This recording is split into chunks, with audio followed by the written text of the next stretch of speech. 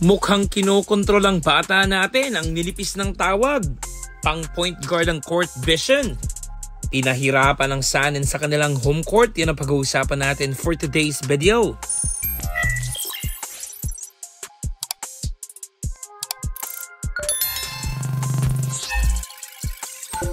Game day, Koshigaya Alpas kontra sa Sanin Neo Phoenix.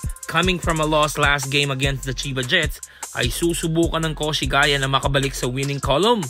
With a 15 wins and 4 defeats this season, ay di hamak na liyamado ang home team na Phoenix. Si Tatang Gibbs agad ang bumutas ng punto sa pagsisimula ng laro, pero agad itong sinagot ni Dazensky ng isang 3-pointer.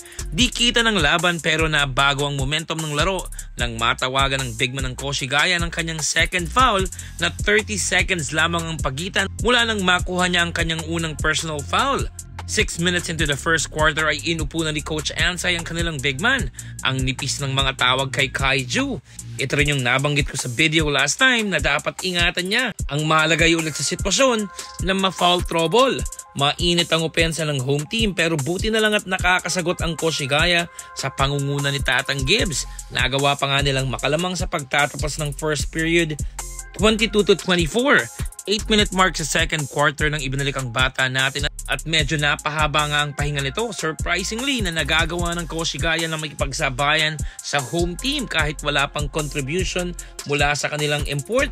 Nagpapalitan lamang ng lamang ang parehong kupunan. Si Tatang Gibbs ang nangunguna para sa Alpas sa scoring dito sa first half with 10 points already at si Yoshi naman para sa Sanin. Sa wakas at nakabutas na rin si Kai Suarez to Soto for the monster alley-oop slam.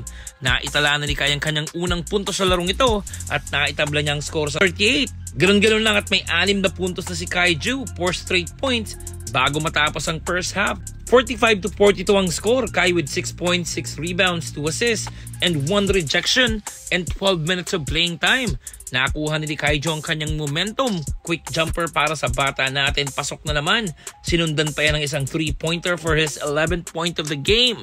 Another assist for Kai to pick. Pasok ang 3-pointer. Ganda ng laban at talagang match na match ang dalawang team na ito. Mainit na talaga ang opensa ni Kaiju. Another jumper for Kai. 13 points na siya dito sa third quarter.